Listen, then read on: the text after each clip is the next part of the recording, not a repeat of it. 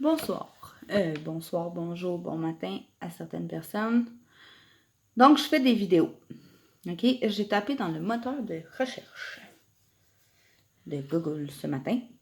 C'est quoi le réchauffement climatique? On entend parler du réchauffement climatique depuis plusieurs années.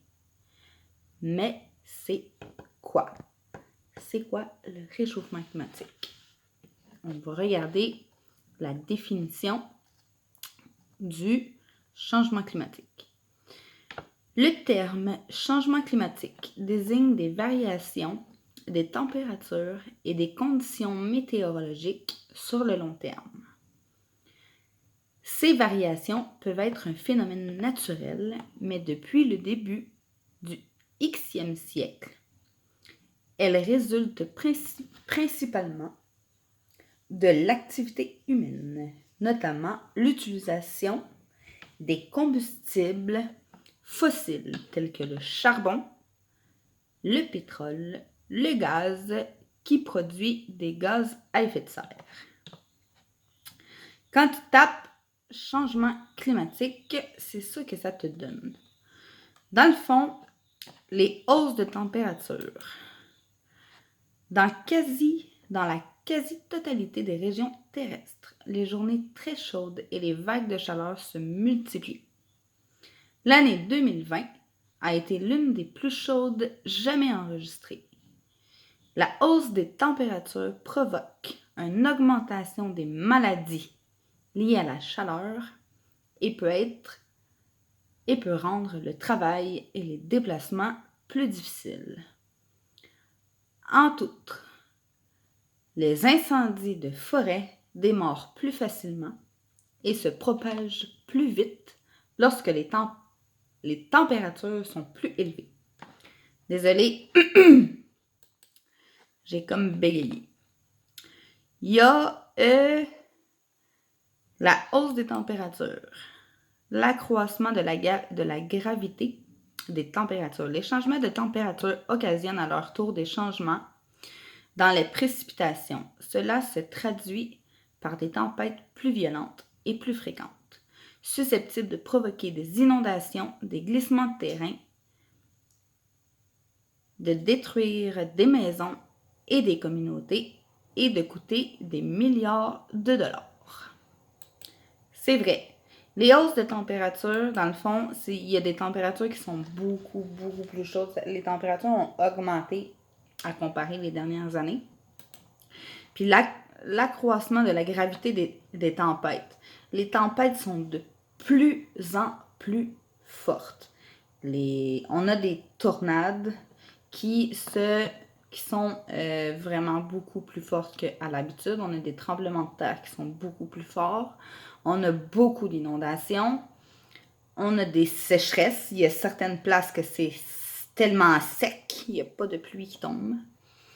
Ensuite, accroissement de sécheresse. J'ai un petit peu de misère avec ce mot-là, hein? Sécheresse.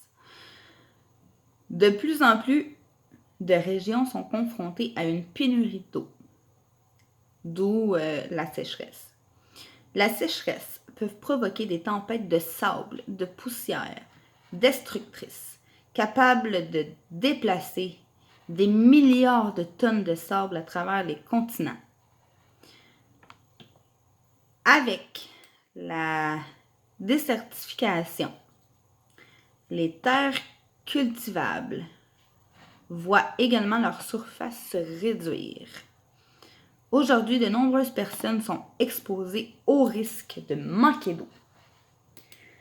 Donc, quand tu tapes changement climatique, la définition, c'est ça, les changements climatiques. Ça englobe beaucoup plus que ça, mais normalement, c'est ça. Des températures qui sont extrêmement froides, des températures qui sont extrêmement chaudes, des inondations, des sécheresses, des pluies, beaucoup plus de pluie, beaucoup plus de tremblements de terre, beaucoup plus de tornades. Puis, si je me souviens bien, j'ai fait une vidéo en 2022 où est-ce que ça l'a passé aux nouvelles Il y a une maison qui a été atteinte par des éclairs. Des éclairs, tout le monde sait c'est quoi. On entend le tonnerre et le bruit du grondement quand que les tempêtes s'en viennent. Mais il faut quand même faire attention. Parce qu'un éclair, ça reste que c'est un élément électrique qui crée une friction sur le toit des maisons, puis qui, dans le fond, qui part un feu. Mais c'est un peu ça, dans le fond, par rapport au réchauffement climatique. Production d'énergie. Une grande partie des émissions mondiales de gaz à effet de serre provient de l'utilisation des combustibles fossiles. Les grandes compagnies mondiales qui se font des milliards d'argent à journée longue, oui, malheureusement, ils polluent, tels que le charbon, le pétrole et le gaz naturel. Oui, ce sont des produits naturels que notre Terre produit. Le charbon, on en trouve. Le gaz, on en trouve. Puis le pétrole, mais ça, aussi, on peut en trouver dans la nature. Mais malheureusement, ça ne veut pas nécessairement dire que parce que la Terre nous le produit, que c'est bon pour l'air que nous respirons. Pour produire de l'électricité et de la chaleur. La production d'électricité dépend encore majoritairement des combustibles fossiles.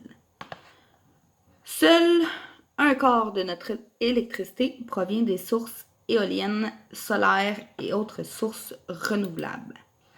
Produits énergétiques. Production industrielle. La production industrielle rejette des émissions de gaz essentielles du fait de son utilisation des combustibles fossiles. Tout ce qui est brûlé dans une entreprise, le gaz, le charbon, name it, ce n'est pas vraiment bon que ça retourne dans l'air.